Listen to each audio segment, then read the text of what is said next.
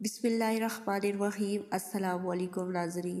یہ وہ واقعہ ہے کہ جب نبی کریم صلی اللہ علیہ وآلہ وسلم کی جسم مبارک کو روضہ رسول سے چرانے اور ہٹانے کی کوشش کی گئی۔ مسلمانوں کی تاریخ میں ایک بہت ہی فیمس لیڈر گزرے ہیں جن کا نام تھا سلطان نور الدین زنگی۔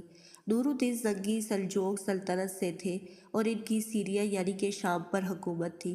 نور الدین زنگی سلطان صلاح الدین ایوبی کے استاد مینٹور تھے۔ ایک مرتبہ نور الدین زنگی تہجد کی نماز پڑھ کر لیٹے تو ان کو ایک خواب آیا، اور خواب میں ان کو نبی کریم صلی اللہ علیہ وآلہ وسلم کی زیارت ہوئی۔ نبی کریم صلی اللہ علیہ وآلہ وسلم نے ان کو خواب کے اندر سنہرے رنگ کے بالوں والے لوگوں کی طرف اشارہ کرتے ہوئے فرمایا، اے محمود، ان دو لوگوں کو مجھ سے دور کر دو، ان دو لوگوں کو مجھ سے ہٹا دو۔ نور الدین زنگی اچانک سے جاگ اٹھے اور اس خواب کے بارے میں سوچنے لگے، آخر یہ کیسا خواب ہے؟ اب نور الدین زنگی نے پہلی مرتبہ اس خواب کی اوپر اتنی اٹینشن نہیں لی تھی، لیکن جب یہی خواب ان کو 3 مرتبہ مسلسل آیا تو ان کو سمجھ آ گئی کہ یہ بات کچھ ہو رہی ہے۔ اور پھر اگلے دن نور الدین زنگی نے اپنے خاص وزیر جماد الدین کو بلایا اور اس سے کہا کہ وہ مدینہ کی طرف سفر کر کے ایک قافلہ تیار کرے۔ سلطان نور الدین زنگی کا ایک بہت بڑا قافلہ مدینہ کی طرف روانہ ہوتا ہے، جس کے بارے میں ایک تاریخ دان مجدین امتانی نے بتایا ہے کہ وہ قافلہ اتنا بڑا تھا کہ اس قافلے میں 1000 اونٹ شامل تھے۔ سلطان نور الدین زنگی اور ان کے قافلے نے شام سے مدینہ تک کا سفر 16 دنوں میں طے کیا۔ جیسے ہی نور الدین زنگی مدینہ پہنچے تو وہ فوراً مسجد نبوی چلے گئے اور وہاں پر جا کر 2 رکعت نماز ادا کی۔ اب جب مدینہ کے گورنر کو پتہ چلا کہ سلطان نور الدین زنگی مدینہ تشریف لائے ہیں تو وہ فوراً ان کے پاس چلے گئے اور ان سے ملاقات کی۔ ان سے پوچھا کہ آپ ایسے بتائے بغیر اچانک مدینہ کیسے تشریف لے گئے، سب خیریت ہے؟ تو نور الدین زنگی نے مدینہ کے گورنر کو اپنے خواب کے بارے میں بتایا۔ تو مدینہ کے گورنر نے نور الدین زنگی سے پوچھا کہ کیا آپ ان 2 لوگوں کو ان کی شکل دیکھ کر پہچان لیں گے؟ تو نور الدین زنگی نے کہا، ہاں، میں ان 2 لوگوں کو شکل دیکھ کر پہچان لوں گا۔ تو اب سلطان نور الدین زنگی اور مدینہ کے گورنر نے مل کر ایک پلان بنایا اور پورے مدینہ کے اندر یہ خبر پھیلا دی کہ سلطان آئے ہیں اور وہ مدینہ کے ہر شخص سے ملنا چاہتے ہیں، ان کو تحفے دینا چاہتے ہیں۔ اب مدینہ کے گورنر اور سلطان نور الدین زنگی نے یہ سوچا تھا کہ جب 2 لوگ تحفے لینے کے لیے آئیں گے تو سلطان ان کو بآسانی پہچان لیں گے۔ لیکن شام ہوگی اور مدینہ کا ہر بندہ اپنا تحفہ لے گیا، لیکن نور الدین زنگی کو وہ 2 لوگ نظر نہیں آئے جن کو انہوں نے خواب میں دیکھا تھا۔ اب سلطان نے مدینہ کے گورنر سے پوچھا، کیا مدینہ میں رہنے والا ہر شخص آ گیا؟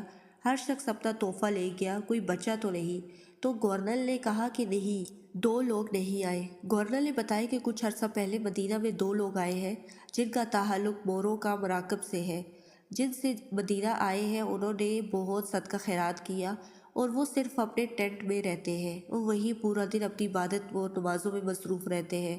اب سلطان نے مدینہ کے گورنر سے پوچھا، کیا میں ان 2 لوگوں میں مل سکتا ہوں؟ مدینہ کے گورنر فوراً سلطان الدین زنگی کو اپنے سپاہیوں کے ساتھ ان 2 لوگوں کے پاس لے گئے، اور وہاں پہنچ کر سلطان نور الدین نے جب ان 2 لوگوں کو دیکھا تو وہ فوراً پہچان گئے اور کہنے لگے، یہی وہ 2 لوگ تھے جن کو میں نے خواب میں دیکھا تھا۔ مدینہ کے گورنر اور سلطان نور الدین زنگی نے ان سے سوال کیے، لیکن ان لوگوں نے ہر سوال کا جواب دے دیا، جس کی وجہ سے ان پر شک کرنا اور ان کو سزا دینا مشکل ہو رہا تھا۔ سلطان نور الدین زنگی نے سپاہیوں سے کہا کہ ان کے خیمے کے اندر کی تلاشی لی جائے۔ جب ان کے خیمے کے اندر کی تلاشی لی گئی تو وہاں سے بھی کچھ نہیں ملا۔ اب جب سپاہی ان کے خیمے کے باہر جا رہے تھے تو ایک سپاہی کی نظر زمین پر بچھے قالین پر پڑ گئی۔ اس نے باقی سپاہیوں کے ساتھ مل کر جیسے ہی ان کی کاربٹ کو ہٹایا تو اس کاربٹ کے نیچے ان کو ایک لمبی سرنگ نظر آئی۔ جب چند سپاہیوں کو سرنگ کے اندر اتارا گیا تو پتہ چلا کہ وہ ٹنل بالکل روضہ رسول کے قریب پہنچی ہوئی ہے، اور اب جب وہ 2 لوگوں کو پتہ چل گیا کہ وہ پکڑے گئے ہیں تو 2 لوگوں نے سب سچ بتا دیا۔ انہوں نے بتایا کہ وہ مراکش میں رہنے والے عیسائی ہیں جو مدینہ نبی کریم صلی اللہ علیہ وآلہ وسلم کے جسم مبارک کو چرانے آئے تھے اور اپنے ساتھ مراکش لے جانے آئے تھے۔ مدینہ کے گورنر نے ان دونوں کو قیدی بنا لیا اور ان کے جرم کے حساب سے جو سزا بنتی تھی اس کو سزا سنا دی۔ اس واقعے کے بعد نور الدین زنگی نے یہ حکم دیا کہ روضہ رسول صلی اللہ علیہ وآلہ وسلم کے ساتھ ایک دیوار بنائی جائے جو زمین کے اندر ہو، اور اس دیوار کو پگھلے ہوئے سیسے سے بھر دیا جائے تاکہ دوبارہ کبھی بھی کوئی ایسی حرکت نہ کر سکے۔